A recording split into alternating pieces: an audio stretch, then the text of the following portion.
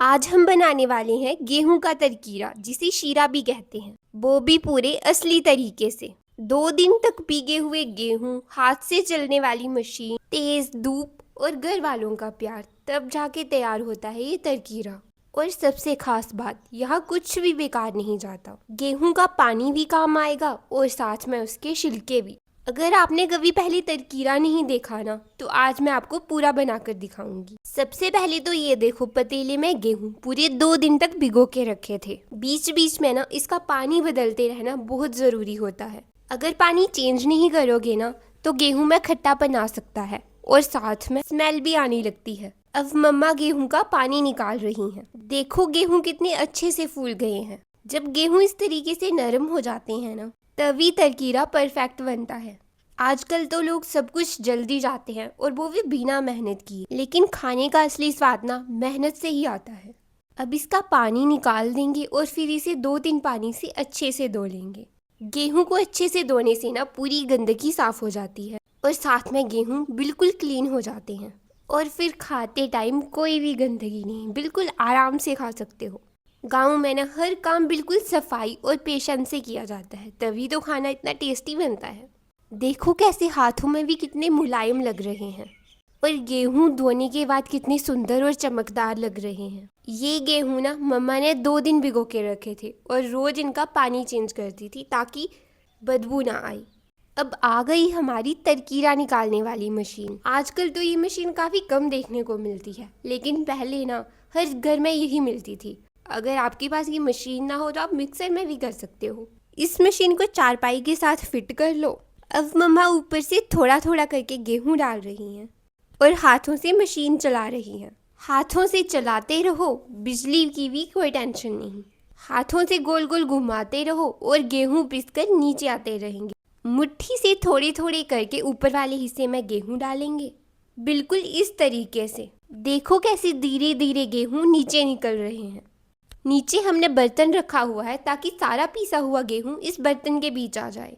लेकिन घर में मिलजुल कर काम करने से ना सारा काम आसान लगने लगता है। और ये देखो, अब पापा भी आ गए हैं मम्मा की हेल्प कराने।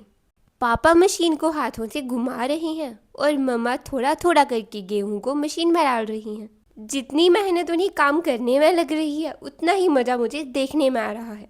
जो काम अब मशीनें बिजली से करती हैं, उसी काम को ना लोग पहले हाथों से किया करते थे।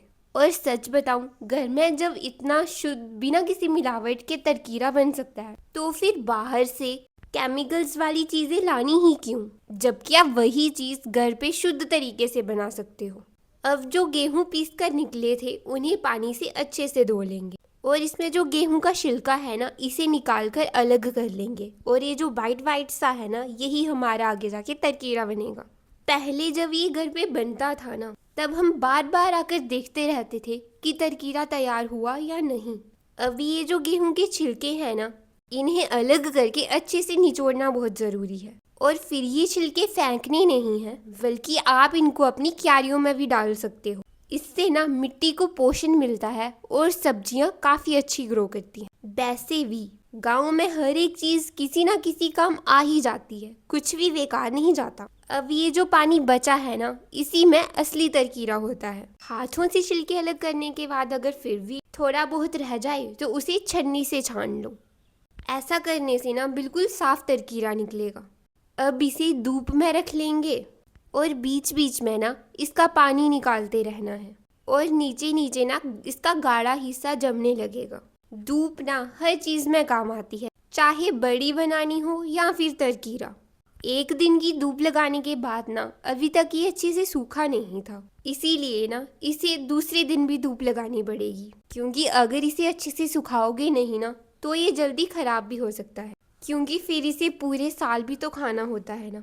अगले दिन की धूप के बाद ये अच्छे से सूख गया है। इसे हाथों से ऐसे मस लेंगे और धीरे धीरे ये बिल्कुल आटे जैसा बन जाएगा। और अगर हाथों से आपसे ना हो पाए ना, तो आप इसे कुंडे में भी अच्छे से पीस सकते हो। लेकिन जितना हाथों से मसलोगे ना, उतना ही बढ़िया टेक्सचर आएगा। ये थोड़ा मेहनत वाला काम है, लेकिन इसमें सारा टेस्ट ना मेहनत से ही आता है। देखो कितना मुलायम हो गया है। और अब हमने इसे एक लिफाफे में भर लिया है।